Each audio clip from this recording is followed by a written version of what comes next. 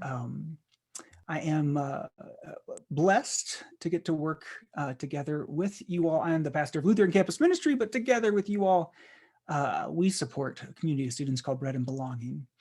And when people ask me what I like about campus ministry, one of the first things that I will usually say is that in campus ministry, everything is possible. Because our student community is constantly turning over. Every year, students graduate, and then in the fall, new students arrive. We don't have members who've been a part of the congregation for generations. I'm blessed that we rarely have arguments or committees that spend a significant amount of time or energy debating carpet or paint colors.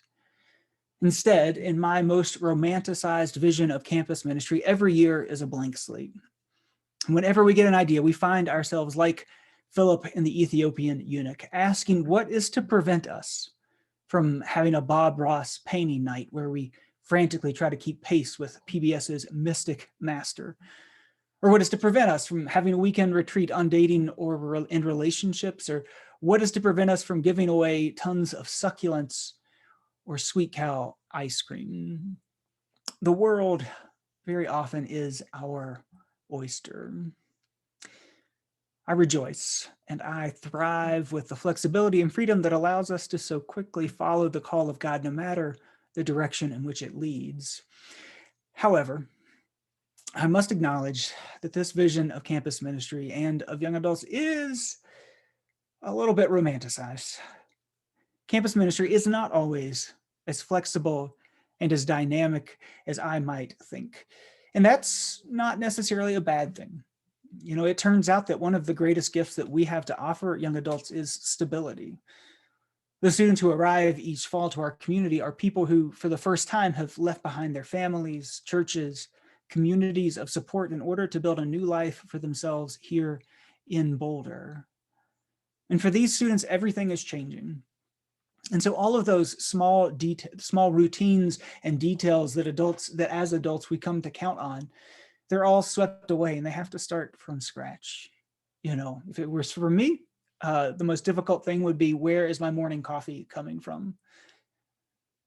Every day is a new day for students with new and unexpected challenges. And in those days, when students are starved of the things that they know they can count on, our ability to be there, to be the rock on which their college home is built, is invaluable.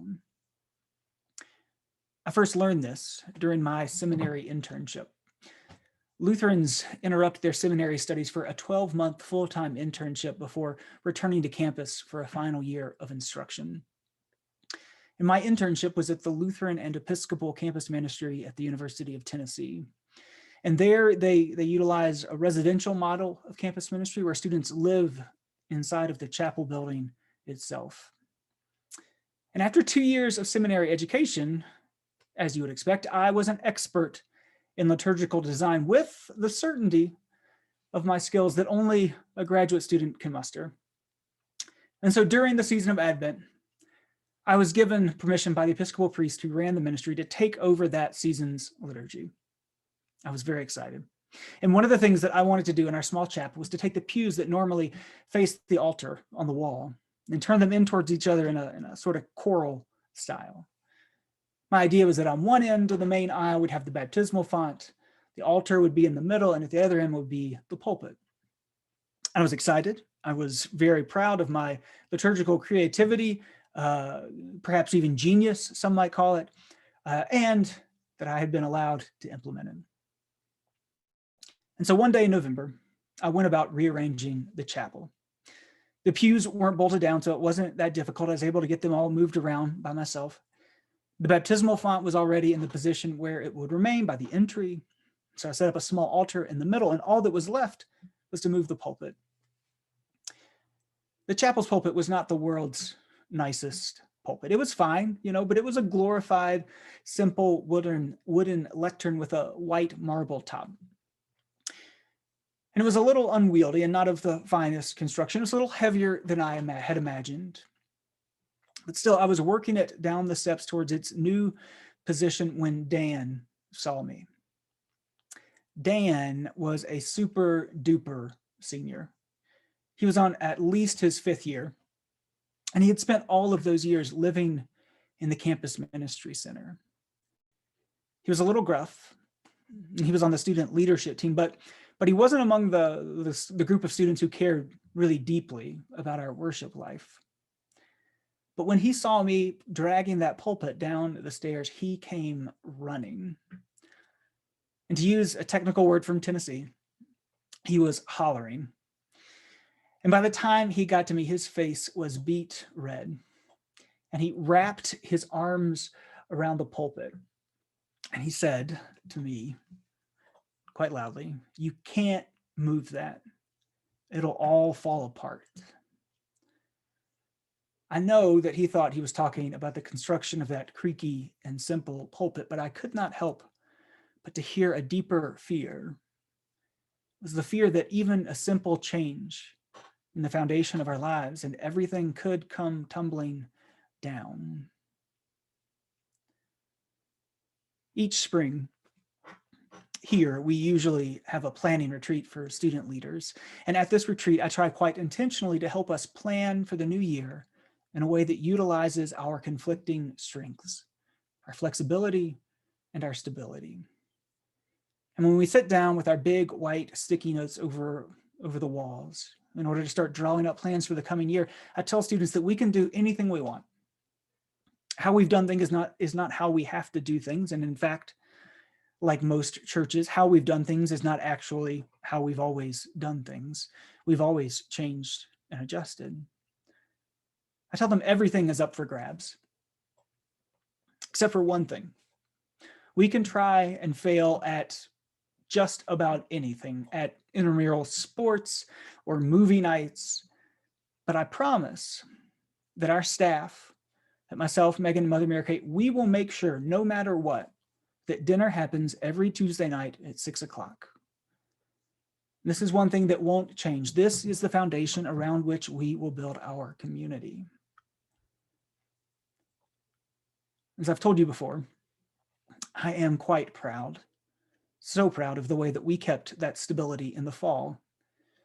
Through lockdowns and snowy September Tuesdays, and in the darkness of late fall, all semester we kept serving dinner on Tuesday night. But then, as the spring approached, we were forced to change. We were forced to change the one thing that I said, no matter what, would not change. It was the right choice. Outdoor dinners in January in the pitch black amidst drifts of snow would not be particularly life-giving for students or staff. And as things warmed up, we wanted to resume outdoor meals, and we did. But as you know, the weather in Colorado is nothing if not unpredictable. No longer could we count on a Tuesday night meal. Instead, I constantly update the weather apps on my phone. When it looked like we had a good day of good weather, we'd send out a text for a pop-up bread and belonging. And somehow, while it was not the ministry that it had been, it was not the same ministry of stability, it has been so good to gather in this past month or two with our students. I am struck by the gospel reading.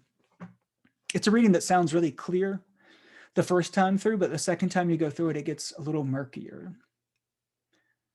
Jesus says that the Father removes every branch that bears no fruit. So I guess, we need to start bearing fruit. That way we won't get cut. But then he goes on and he says that every branch that does bear fruit will be pruned to make it bear even more fruit. I'm struck that whether the branch bears fruit or not, they all will be cut. Some will be cut down, others will be pruned, but one way or another, change is coming for all the branches. There are important and subtle differences, but change is coming for everyone. I love the story of Philip and the Ethiopian eunuch. It is a story, it's a campus ministry Bible story. It's a story that proclaims the good news that anything is possible, that nothing is to prevent the new life of God from coming into the world.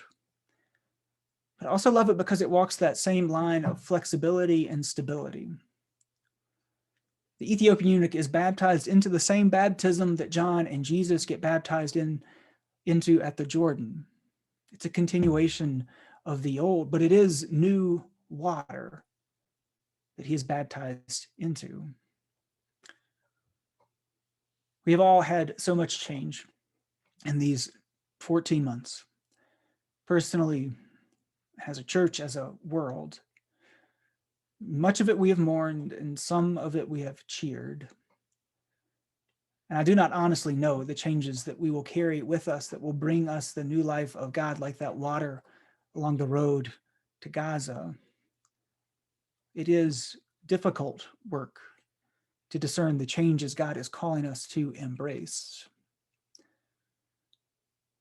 Still, I suspect, and I hope, and I pray that come the fall, we will be gathering in person for dinner each Tuesday night at St. Aidan's at 6 o'clock.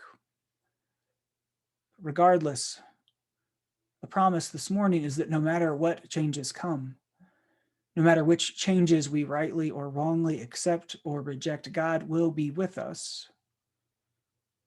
But more than that, the promise is that this wilderness road, the road we are walking in these days, will take us to places beyond our limits and beyond our imaginations.